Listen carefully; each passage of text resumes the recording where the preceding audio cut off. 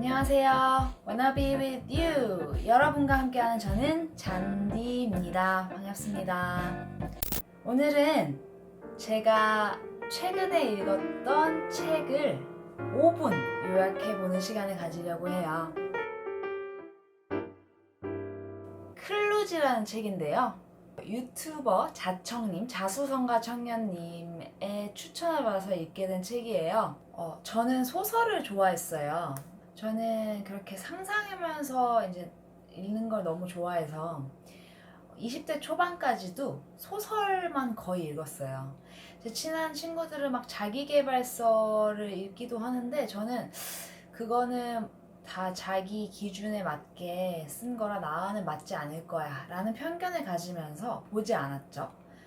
근데 이제 나이가 들고 자기계발서를 읽었더니 왜 더 일찍 읽지 않았나 하는 후회가 들더라고요. 물론 이 책들이 내 삶을 한 번에 180도 바꿔주진 않아요. 그렇지만 그 책을 읽고 기록했던 것, 생각했던 것들이 모여서 습관이 되고 그 작은 습관들이 모여서 나를 다르게 바꾸는 그런 놀라운 경험을 하게 되더라고요. 클루즈란 책이 이렇게 사실 저한테는 눈에 막 잘 읽히는 책은 아니었어요. 제가 책을 늦게 읽는 편은 아닌데 이거 읽는데 하루 종일 걸렸거든요. 아무래도 이제 진화 심리학 용어도 좀 많고 번역이 되면서 문어체도 많다 보니까 그랬던 것 같아요. 여러분들에게도 조금 어렵고 생소할 수 있지만 그래도 이제 도움이 될 만한 내용들이 많으니까 꼭 읽어보시길 추천드릴게요. 이 책은 프롤로그, 에필로그가 앞뒤로 있고 그 사이에 6개의 챕터로 구성이 되어 있어요. 이제 먼저 클루즈라는 단어가 이 책에서 많이 언급이 되는데 그것은 뭐냐면 잘 어울리지 않는 것들이 조잡하게 모인 산물을 뜻합니다.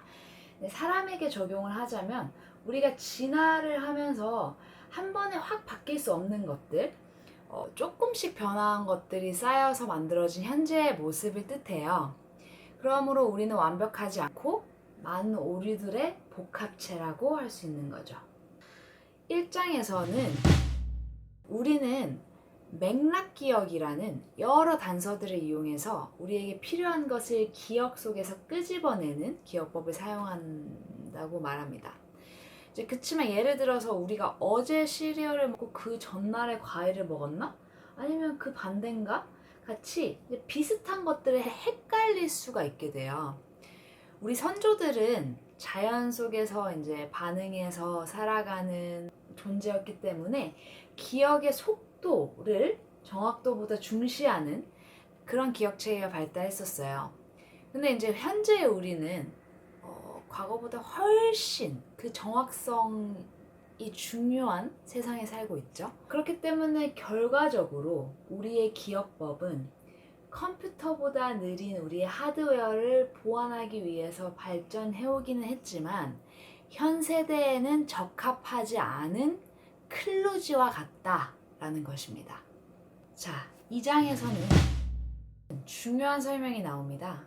우리의 사고는 크게 2가지로 나눌 수 있는데 하나는 빠르고 무의식적으로 진행되는 사고 체계이고 또 다른 하나는 천천히 판별력 있게 진행되는 사고입니다. 저자는 첫 번째를 반사체계, 선조체계라고 불렀고요. 2번째를 숙고체계라고 불렀습니다. 이 개념은 앞으로 책에서 계속해서 언급이 되는 중요한 개념들이에요. 2가지, 반사체계, 선조체계, 숙고체계. 이 2개의 대립에 대해서 이제 흥미롭게 풀어나가게 됩니다. 3장에서는 사업을 하는 사람들에게 도움이 될 만한 내용들이 많았어요. 500만 원짜리 물건을 처음부터 500만 원을 불러가지고 한 푼도 안 깎아주는 곳에서 사시겠어요? 아니면 600만 원으로 올려 가격을 붙인 다음에 100만 원 깎아드릴게! 이렇게 인심후한 척 깎아주는 곳에서 사시겠어요? 보통 후자라고 하실 겁니다. 이렇게 사람들은 상대적인 관점에서 조금 덜 합리적인 결정을 합니다. 선택을 할 때도 2장에서 아까 나왔죠?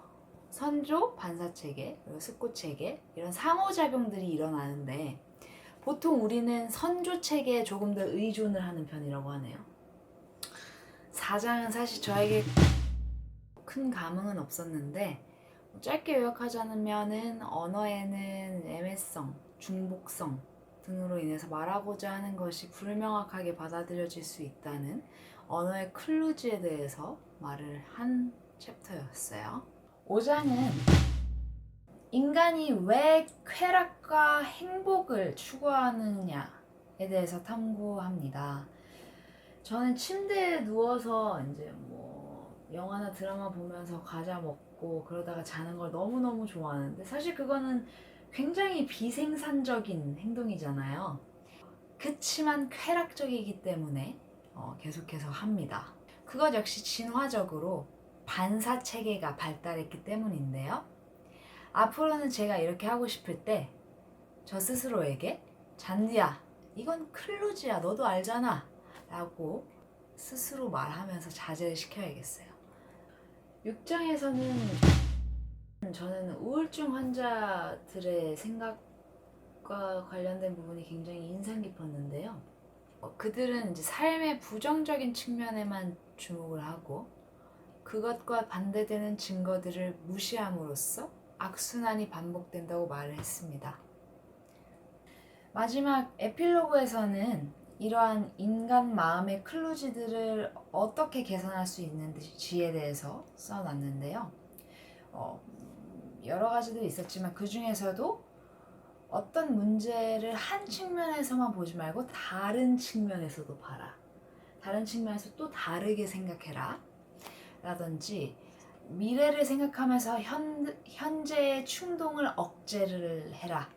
이런 부분들이 평소 이제 저의 생활 습관들을 좀 반성하게 해주는 포인트여서 인상이 깊었습니다. 처음 이 책을 읽었을 때는 뭐야, 너무 책이 어렵고 이런 심리학 책이 어떻게 내 인생에 도움이 되고 나를 부자로 만들어줘? 라고 생각을 했는데 이 리뷰를 준비하면서 이제 책을 여러 번 들춰보고 또 중요했던 부분, 밑줄 그은 부분도 다시 보고 하다 보니까 내가 어떻게 앞으로 생각하고 행동할지에 대해서 조금 보여주는 책이 아니었나 싶어요. 예를 들어서 저는 이제 굉장히 친절하게 설명해 주시는 점원분을 보면 괜히 미안해서 물건을 사고 나오게 되는 경우가 굉장히 많았거든요. 근데 그거는 사실은 내가 상대방에게 호감을 잃지 않으려는 마음이 필요 없는 물건을 사게 만든 클루즈였던 거잖아요. 또 가끔 저에게 닥치는 그런 우울한 감정, 뭔가를 하기 싫은 무기력한 감정이 드는 것도 스스로에게 이건 클루즈야, 정신 차려 라고 할 수 있게 될 것 같아서 이 책을 보고 조금 생각의 전환을 갖게 된 것 같아요. 앞으로 또 뭐 합리적인 소비나 결정을 내릴 때에도 이 책에서 읽었던 부분들을 토대로 한 번 더 고민해보고 곱씹어보고 그렇게 결단을 내릴 수 있을 것 같습니다. 저의 부족한 책 리뷰가 여러분들이 이 책을 선택하시는 데 도움이 되길 바라고 이 책을 읽어서 꼭 부자가 되시길 바랍니다. 감사합니다.